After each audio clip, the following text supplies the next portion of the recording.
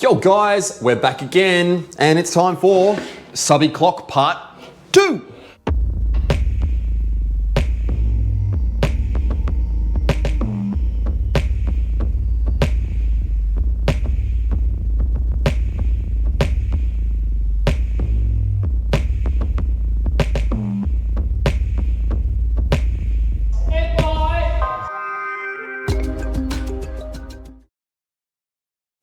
So, Subby Clock round 2, here we are. This is where we got up to last time.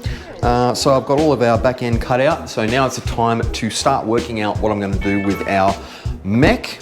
I've taken the back of the cone itself off. So we've now got our slimline doofer.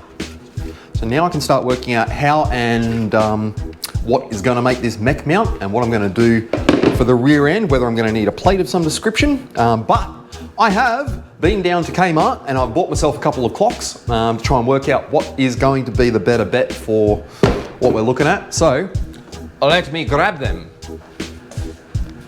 Pow! There's our clocks. So I bought a couple just to be safe, just to make sure that I was going to do what I wanted it to do. So as you can tell, the motors are generally the same on most clocks, so there's not a lot of difference there. The hands are a little bit different. This one doesn't have a second hand, so we'll have a close look. This, a bit more of a fan of the hands on this one, and it looks to me like they are going to be a pretty damn close size to what I'm looking for. So with any luck, that should actually sit up here to the surround somehow, or somewhere, and that should look pretty nice. So I think my plan is start pulling this one apart and see what's gonna work. See what's gonna work, mate.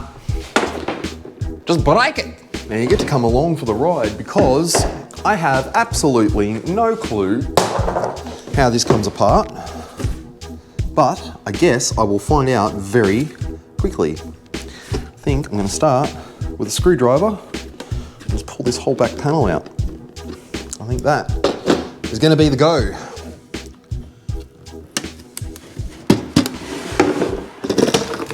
Right, well, that was pretty easy.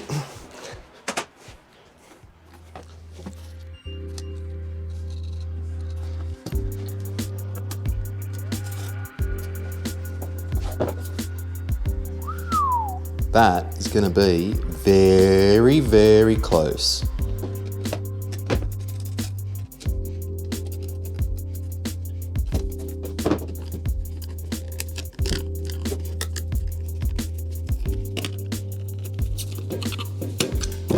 Bam.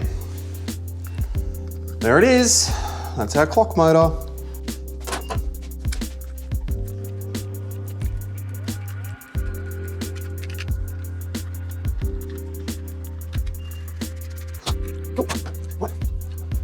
Okay, so now I have my clock motor disassembled. So the next thing I'm going to need to do is find dead center of our sub, which I'm just going to basically mark out from all the screw holes and find a center point. Then I can drill that through, start getting the hole drilled for the motor, get that mounted up, and then we'll have our clock part of the assembly pretty much sorted. Then it's just a case of back end stuff. So start doing it.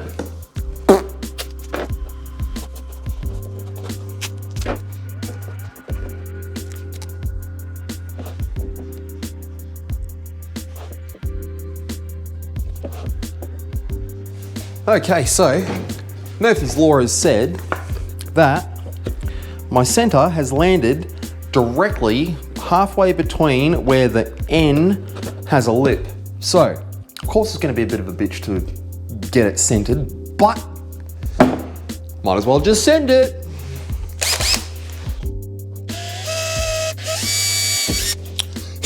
No going back now. So you can see that's landed right on the edge of that end. That's all right, I can work with that, still make it happen. So of course now I need to open that hole up so it's going to be wide enough to fit that motor on it. So I'll start getting that done. Okay, there's our hole. With any luck, without dropping it, I should be pretty bloody close to that going through. All right. So I have already run into a bit of an issue because the length of our stalk sticking out with the concave that we've got on the back here means that it's extremely tight. So I might end up having to just shave these notches down, give me a couple of millimeters at the back. I might shave the corners of this just to give me a couple of extra millimeters there. I'll probably never get the lock nut on it, but as long as I can get this through the hole properly, that'd be nice. Now next, I need to check my arm lengths. That's the one that's gonna matter. Oof, just too long. Just too long. That's all right. That's an easy fix. I can trim him down a little bit, but it's gonna work. All right, well, get a little bit of trimming happening here and here, and see if I can get a little bit more depth out of this thing. Cool.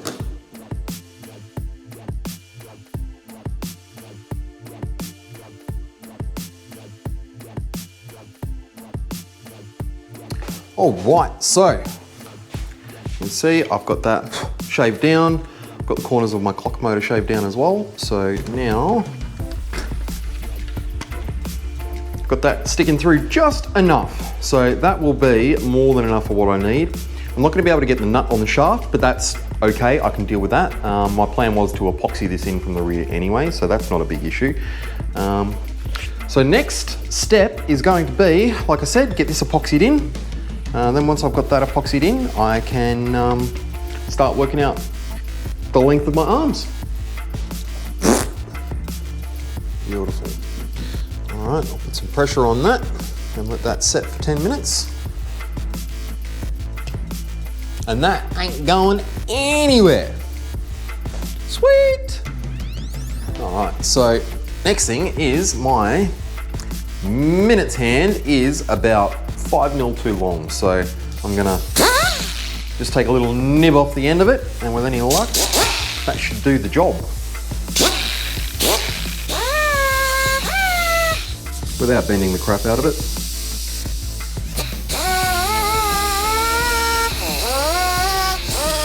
All right, see if that is going to be short enough. All right, so the next thing I'm gonna start doing while that finish is drying up, which is probably almost dry by now, is start making up an insert for the rear. So I've got this template, which is about 3 or 4 mil too shy of where I want it to be, which is fine. So I will jump onto Jess over there. We've got a fresh Jess, by the way, and I'll get that notched out. I'll extend this out by a few mil and try and get this to lock in, and then I can start building the back plate. So let's do that. Jess got an upgrade. Tasty. Love it.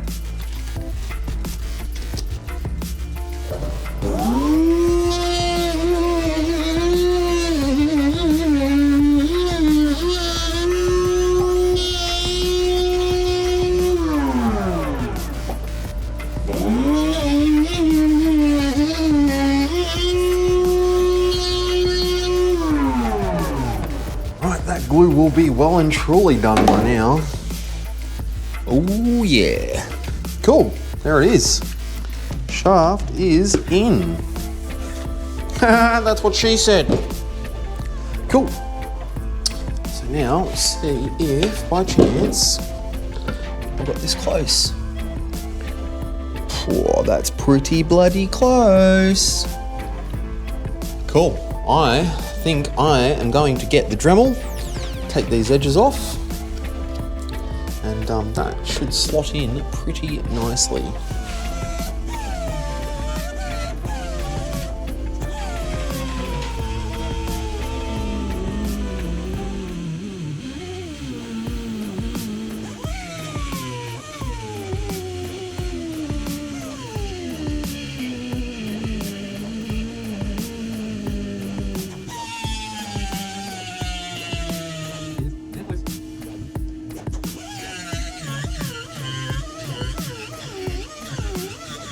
All right. So that is my ring cut out as well, and I've got that mounted. Well, it's not mounted yet, but that's a pretty tight fit in there, so that actually press fits into its spot. So I will end up epoxying that into the gap, but I need to make a cover to go over this. So you can see that I've managed to get that in a spot where it clears everything. So what I'll now do is I'll take some 3mm, I'll get that routed out to the same outer diameter as what this is. Then I can make a little opening in the center just to be able to access the motor bit, and then a mount of some description, and we're pretty close to a sub clock. Cool. Okay, there's my piece of 3mm cut out. Yeah, I know, I'd already had some black on it, so it doesn't matter, just the backing for this. So there's that bit. Now that will fit over. So I just need to take a square out of the middle, and that will be our back piece, pretty close to done.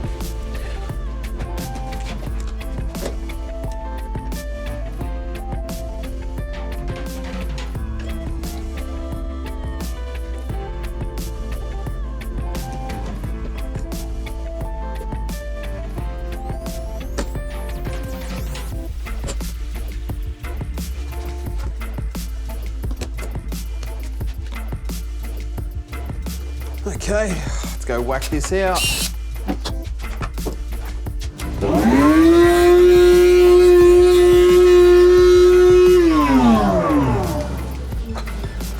There we go. All right, let's see how close I got it. Or should I say, let's see how far off I got it. Alright. Memento of trutho. Ooh, it's looking good. Ho ho ho ho ho ho. Look at that. Look at that. Would you look at that? Would you just look at it? Oh, would you look at that? Is lovely.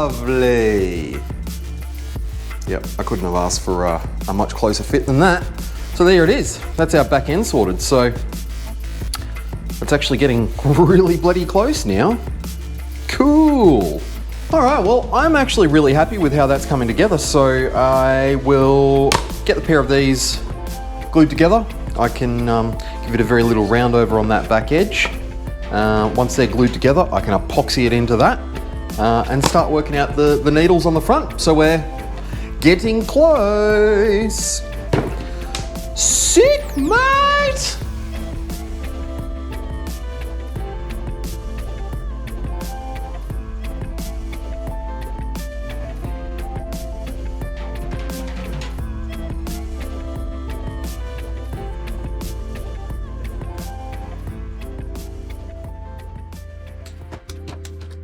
Okay, so there's that glued up. Just need to give that another little clean up, do a little bit of a round over on it, and that will be lovely. Cool. All right, well, I'll go and get that edge sorted out, and we'll put some paint on it and start putting it together. And the next thing I needed to check as well is, now that I've trimmed these down, let's have a look and see how they're gonna sit. Oof, oh, that's tight. I like it. Look at that gap. Perfect. Well, there you go. It's starting to look a bit like a clock. Cool, huh? All right, pull that back apart. I'll get this routed up, and we're getting close.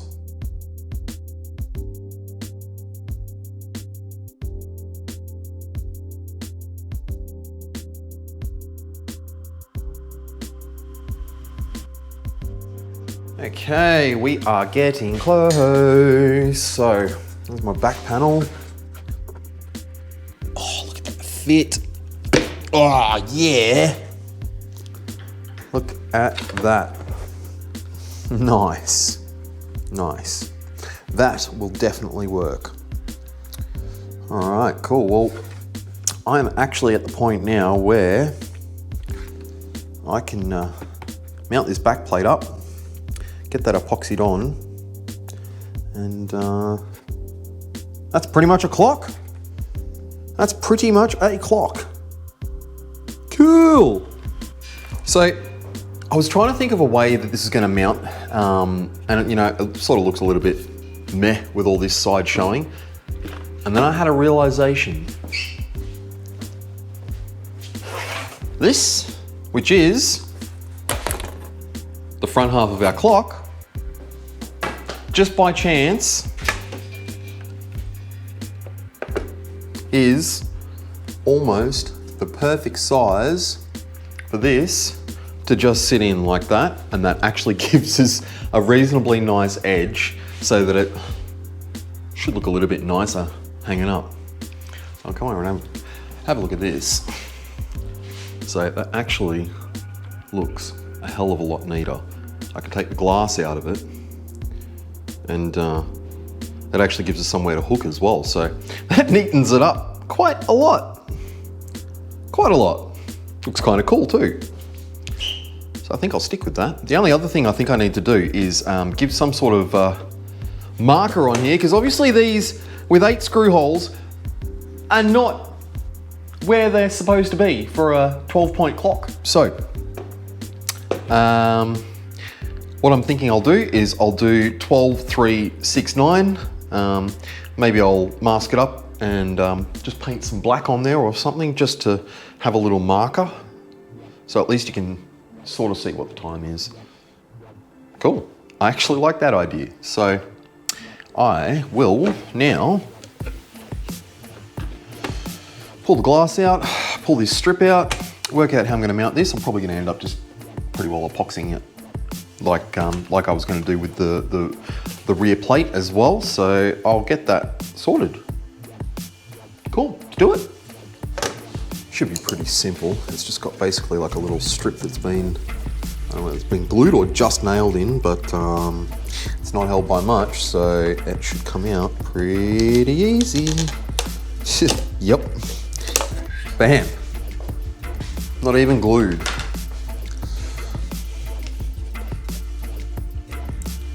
Alright, so, oh yeah, there's our glass.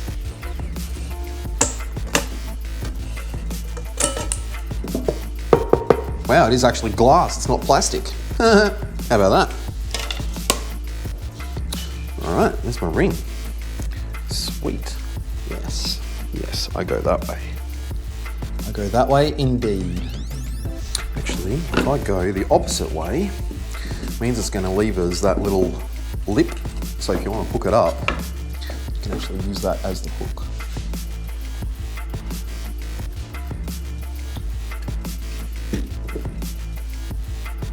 Oh yeah, cool.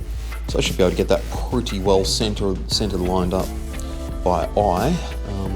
A few bits of epoxy around the outside, and that is not going anywhere. All right, awesome. Let's do that. Let's do that. Actually, no. First, I'm going to mask this up. I'll get my marks out and get that sorted. Cool.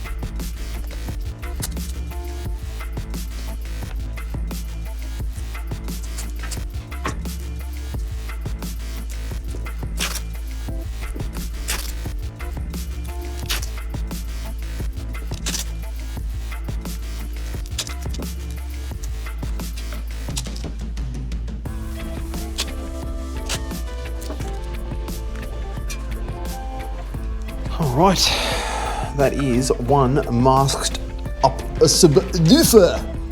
So I'm gonna get some scotchy, give them a quick rub, make sure the paint's gonna actually grab.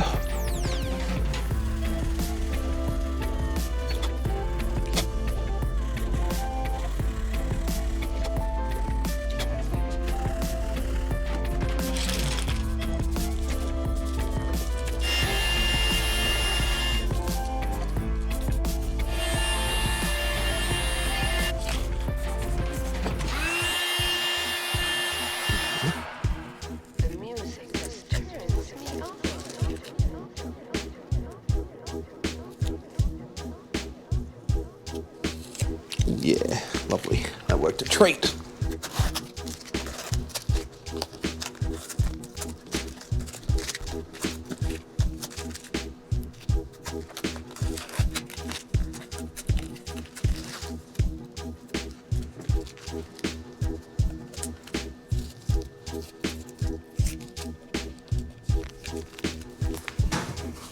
It's only a very simple fix, but it is a fix nonetheless. So that's good. I can continue on.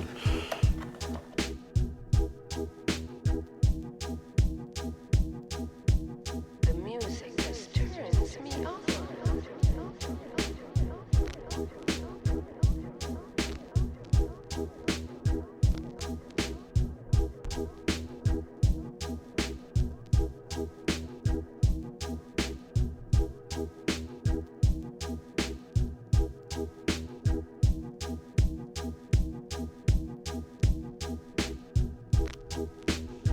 Alright, so sorry about that guys, microphone, Murphy's Law, my microphone died halfway through and I didn't even realise. But there's all the back end all epoxied up, that's all done, it's solid, that's not going anywhere.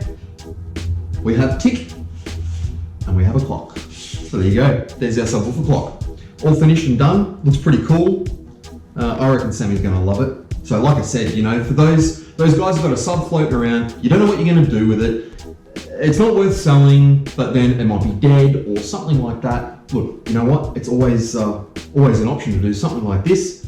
Keep it in your life, hang it on the wall. Every time you look at it and check the time, you can remember the memories of the bass you once had. So I reckon that's a pretty cool thing. But thanks for watching, guys. Like and subscribe, follow along. I've got some cool videos coming up soon, not just car audio related, but of course, more car audio stuff. I've got the bass taxi coming next video. After that, I've got a comp coming up that the bass taxi is going to. It's going to be its first outing, so that should be pretty cool. But we'll see that coming soon. But thanks for watching, guys. See you next time.